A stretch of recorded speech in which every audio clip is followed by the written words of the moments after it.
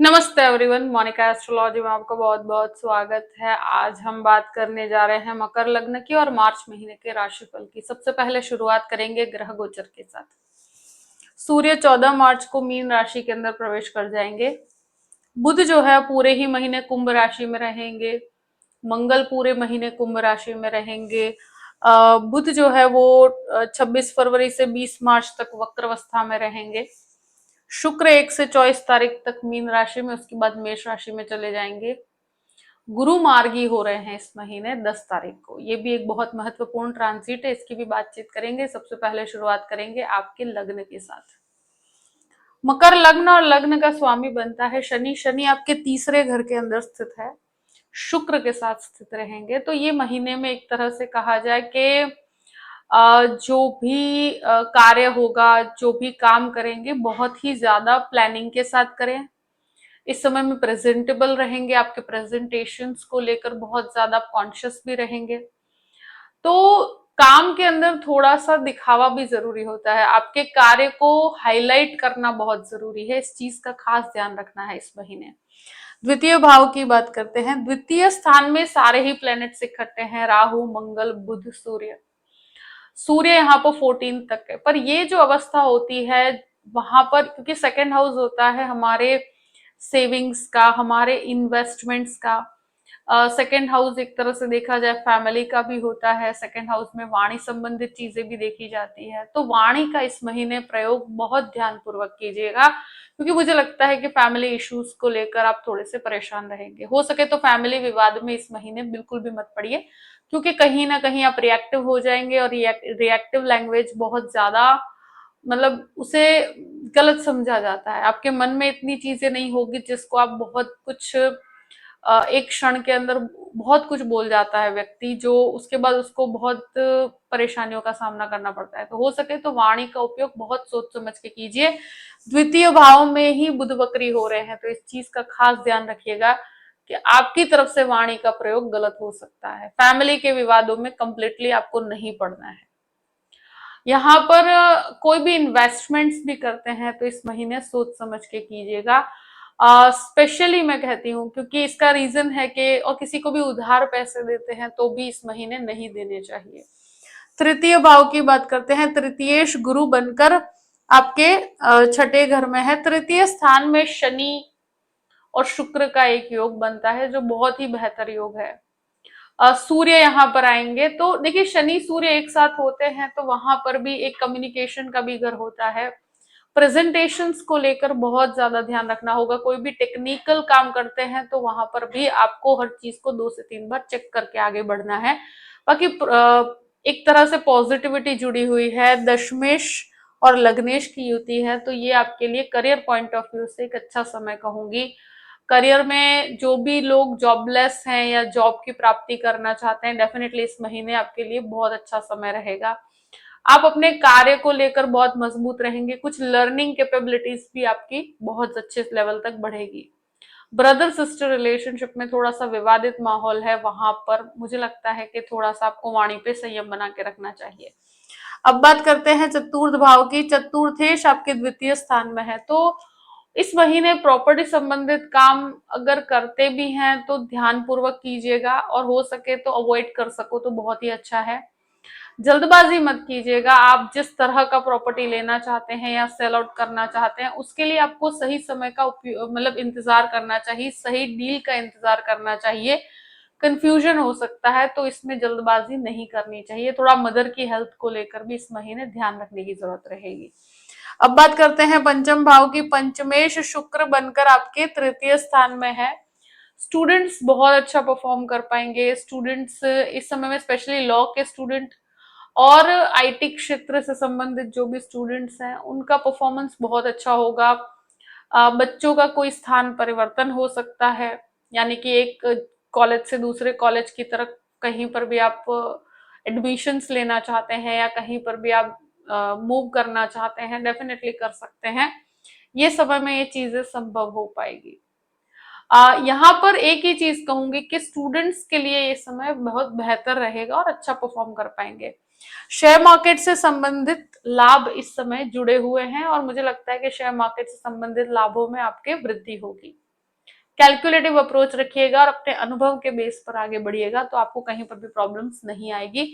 एक चीज ध्यान रखिए कि कहीं पर भी मतलब कोई प्रॉपर्टी इन्वेस्टमेंट करते हैं, वहां पर थोड़ा सा आपको डॉक्यूमेंटेशन को लेकर और वो जगह सही है या नहीं, इस चीज का कैलकुलेशन रखना होगा। उस चीज को लेकर ध्यानपूर्वक आपको निर्णय लेने होंगे। अब बात करते हैं सिक्स्थ हाउस की। सिक्स्थ लॉर्ड जो है वो द्वितीय स्थान में है। गुरु यहाँ पर 10 तारीख के बाद मार्गी हो जाएंगे, तो कोई भी प्रकार का हेल्थ इशू है तो वहां पर डेफिनेटली रिकवरी के चांसेस बनते हैं। 10 तारीख के बाद वहां पर रिकवरी आएगी। स्पेशली जिनके ब्लड प्रेशर से संबंधित समस्या है, अब बोन से रिलेटेड प्रॉब्लम्स है, कोई भी कोलेस्ट्रॉल संबंधित समस्या है, तो वहां पर आपको स्वास्थ्य का ध्यान रखना होगा। स्किन रिलेटेड प्रॉब्लम्स भी यहाँ पर परेशान कर सकते हैं। दूसरी चीज मैं जरूर कहूंगी कि कोई भी लोन लेना चाहते हैं 10 तारीख के बाद यहाँ पर आगे बढ़ सकते हैं। एक चीज मैं डेफिनेटली कहूंगी कि शत्रु इस समय में हावी होने की कोशिश करेंगे। एक तरह से वो हावी हो नहीं पाएंगे, मगर फिर भी मैं कहूंगी कि हो सके तो किसी भी विवाद में और फैमिली के विवाद में तो इस महीने बिल्कुल भी नहीं पड़िएगा, नहीं तो आपके लिए प्रॉब्लम्स क्रिएट होगी। सेवेंथ हाउस की बात करते हैं। देखिए, सप्तम भाव का स्वामी चंद्रमा है और देखिए, गृहस्थ जीवन के पॉइंट ऑफ व्यू से कहा जाए तो इस महीने पारिवारिक विवाद डेफिनेटली हैं। पारिवारिक विवाद में अपने वाणी का संयम बना के रखना है।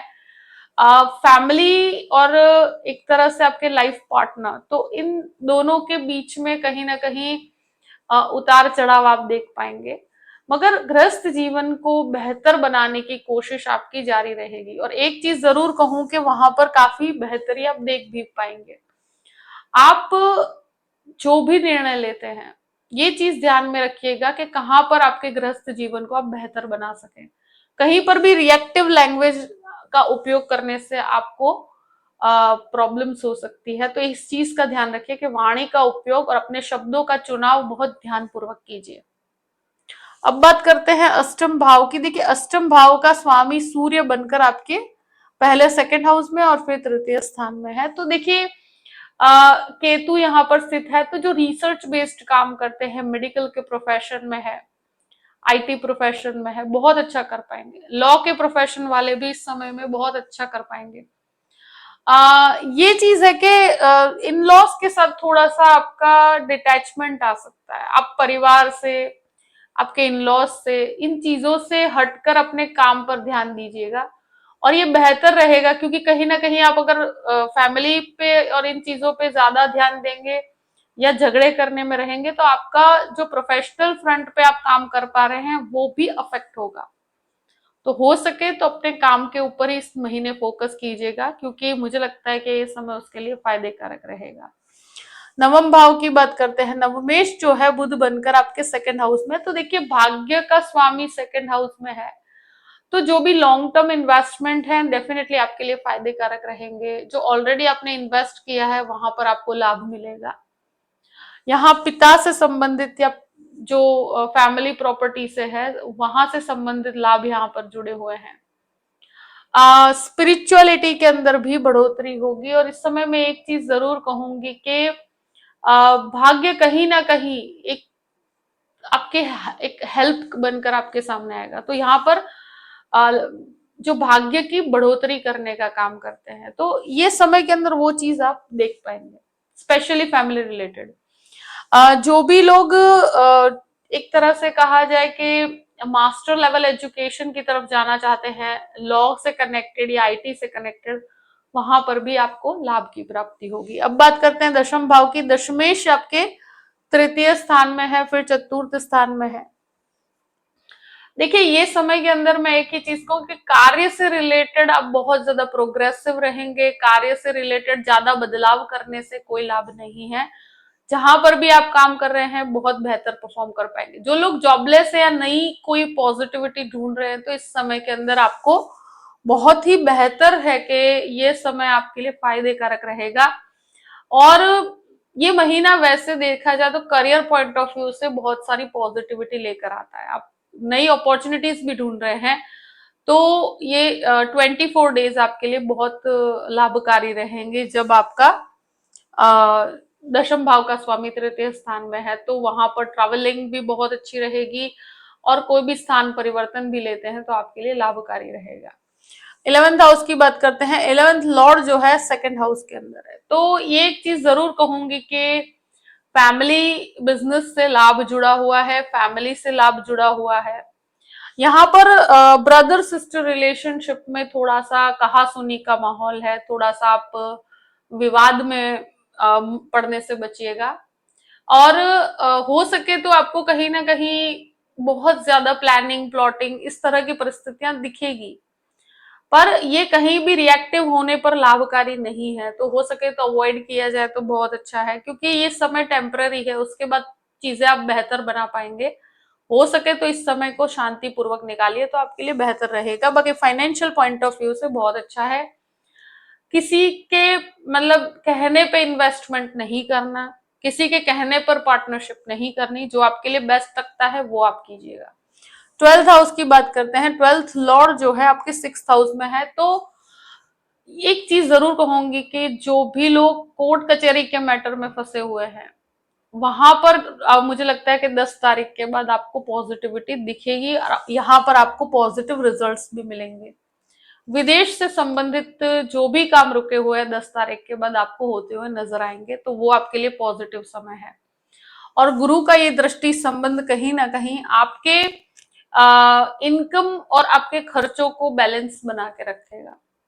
यहाँ पर एक चीज है कि ये दृष्टि संबंध विदेश संबंधित कामों में बहुत अच्छी सफलता देकर जाएगा, तो 10 तारीख के बाद उसकी पॉजिटिविटी आप देख पाएंगे। तो करियर पॉइंट ऑफ व्यू से तो अच्छा है।